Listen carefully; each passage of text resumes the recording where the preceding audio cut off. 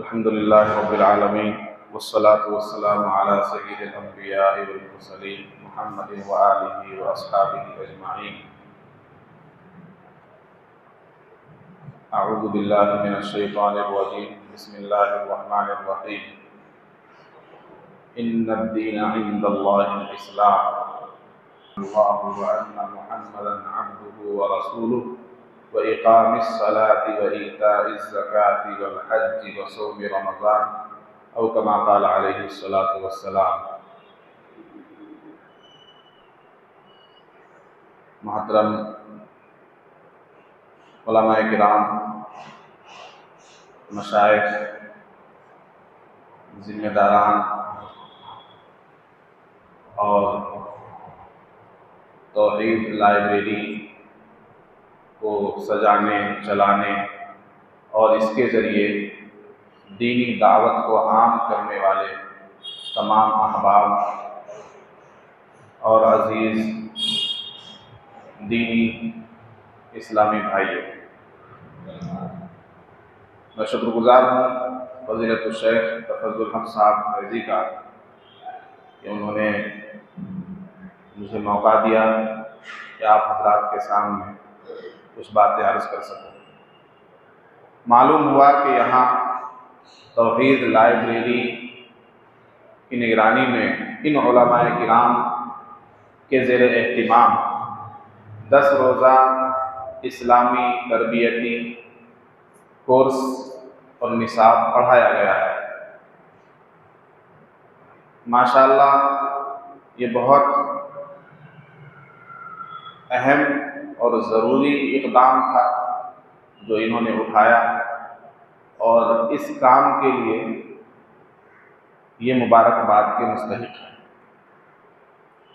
आज अलमिया ये है पूरे मुल्क हिंदुस्तान का कि हमारे पास जो मदारिस हैं, मकातिब हैं, उनमें पढ़ने वाले मुस्लिम बच्चों की तादाद 1.5% रह गई है। 1 से 1.5%। और आपकी 98% आबादी, हमारे मुसलमानों के 98% बच्चे वो स्कूलों, कॉलेजेस और यूनिवर्सिटीज़ में तालीम हासिल कर रहे हैं। उनमें भी 30% वो हैं जो आला तालीम यानी 8वीं और 10वीं क्लास से आगे नहीं पढ़ पाते। लेकिन ये 98% जो बच्चे हैं वो इस्लामी माहौल से, दीनी मुआशरे से, हत्ता कि इस्लाम की बुनियादी तालीम से दूर रहते हैं, जिसका नतीजा ये होता है कि ये लोग आगे चलकर या तो लिबरल बन जाते हैं या हद से ज़्यादा सेकुलर बन जाते हैं और फिर मजहब बेजारी इनके अंदर सरायत कर जाती है। बुनियादी वजह क्या बनी कि बच्चा फर्स्ट क्लास से 10th तक गया तो उसको दीन के बारे में कुछ मालूम नहीं। 10th के बाद इंटर में गया तो दीनी तरबियत कहीं नहीं मिली। इंटर के बाद जब वो डिग्री लेने पहुंचा तब भी उसको कोई दीनी रहनुमाई नहीं मिली। जब एक बच्चा कुरान पाक को नहीं जान पाया, उसकी नशो-नुमा ऐसे माहौल में हुई जहां उसे कुरान के बारे में नहीं बताया गया, इस्लाम के बारे में नहीं बताया गया, इस्लामी अकायद के बारे में नहीं बताया गया, तो उसे जैसा माहौल मिला उसने उस माहौल में अपने आप को ढाल दिया। आज मुल्क के अंदर इर्तिदाद का फितना बहुत तेजी से बढ़ रहा है। ये लिबरलिज्म और सेकुलरिज्म की हद से ज्यादा लोगों के अंदर सेकुलरिज्म का फरोग और दीन बेजारी और दीन से दूरी और इस्लाम से दूरी ये इर्तिदाद का सबब बन रही है। बच्चियां भी, मुस्लिम बच्चियां भी और मुस्लिम बच्चे भी अगर वो हकीकी तौर पर मुर्तद नहीं हो रहा है तो उसका जहन मुर्तद हो चुका है, उसका दिमाग मुर्तद हो चुका है। वो अमली तौर पर कभी कभी मुर्तद हो जाता है। कैसे? वो जान रहा है कि मैं मुसलमान हूं, वो जान रहा है कि मैं कलीमा गो हूं, लेकिन किसी मूर्ति के सामने जब उसको हाथ पहनाने के लिए कहा जाता है तो वो बिला झिझक पहना देता है। किसी मूर्ति के सामने जब उसको हाथ जोड़ने के लिए कहा जाता है तो वो बिला झिझक हाथ जोड़ लेता है। जब किसी गैर इस्लामी खालिस शिरकिया त्यौहार में उसको शिरकत करने के लिए कहा जाता है तो वो शरीक हो जाता है, दिवाली भी मना लेता है, होली भी मना लेता है। क्यों?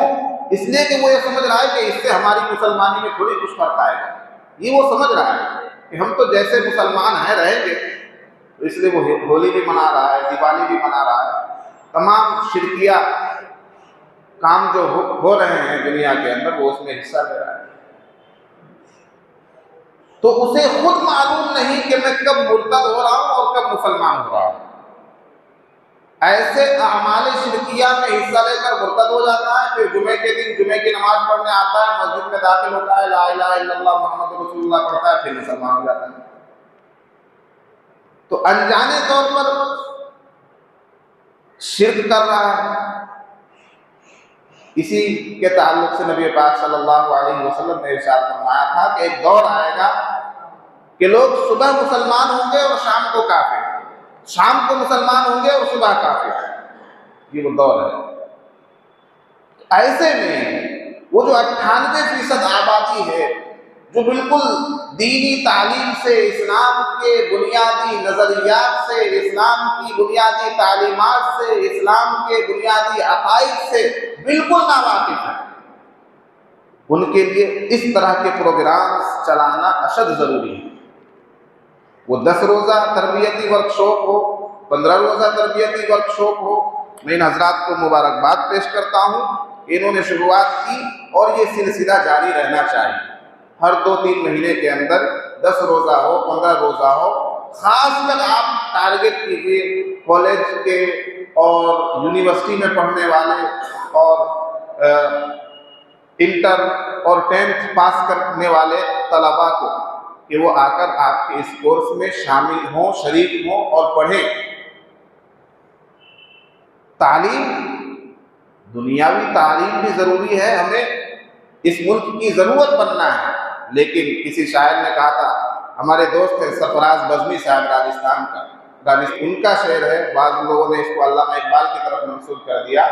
ये शेर सरफराज बज़मी साहब का है कि अल्लाह से करे दूर तो तालीम भी फितना, अल्लाह से करे दूर तो तालीम भी फितना, अमलाक भी, औलाद भी, जागीर भी फितना, और नाहक के लिए उठे तो शमशीर भी फितना, और शमशीर ही क्या, नारे तकबीर भी फितना। अगर आप नारे तकबीर बोलकर कुफरिया अमल करने लग जाएं, शिरकिया अमल करने लग जाएं तो फितने का सबब है। नारे तकबीर बोलकर आप किसी का कत्ल करने लग जाएं, किसी पर जुल्म ढाने लग जाएं तो फितने का सबब है। इसलिए ऐसी तालीम जो हमें फितने में डाल रही है, ऐसी तालीम जो हमें कुफ्र के दलदल में धकेल रही है, ऐसी तालीम जो हमें इस्लाम और शिर्क के दरमियान तमीज नहीं बता रही, वो तालीम भी हमारे लिए फितना है। अकबर इलाहाबादी ने कहा था कि तुम शौक से कॉलेज में पढ़ो, पार्क में कूदो, जायज है गुबारों में उड़ो, चर्ख पे झूलो, पर एक सुखन बंदे आजिज का रहे याद, अल्लाह को और अपनी हकीकत को न भूलो। तो इसलिए ये प्रोग्राम, ये वर्कशॉप, ये क्लासेस, ये निसाब, ये सिलेबस बहुत ज़रूरी है ऐसे माहौल में, जबकि एक बड़ी आबादी तालीम भी हासिल कर रही है, डिग्रियां भी ले रही है। अब बताइए उस बेटे के लिए इससे ज़्यादा अफसोस की बात क्या है जो डॉक्टरी की डिग्री रखता है, जो अपने पास इंजीनियरिंग की डिग्री रखता है, जो अपने पास प्रोफेसर होने की डिग्री रखता है, लेकिन वो अपने बाप के जनाजे में खड़े होकर जनाजे की दुआ याद नहीं रखता। उससे ज्यादा अफसोस की बात क्या होगी? कि इतना बड़ा तालीम याफ्ता कि लोग उसके लिए कुर्सियां छोड़ते हो, लेकिन अपने वालिद के लिए, वो इसाले सवाब के लिए और अपने वालिद के लिए दुआ करने के लिए वो कुरान की चंद आयतें नहीं पढ़ सकता। जनाजे में पढ़ी जाने वाली दुआ उसको याद नहीं। इसलिए हकीकत यह है कि जो मुआशरा और मुआशरे के जो बच्चे शुरू से दीन से दूर रहते हैं, दीनी तालीमात से, उन्हें इस्लाम की, दीन की बिस्मिल्लाह तक नहीं आती, बिस्मिल्लाह तक नहीं आती।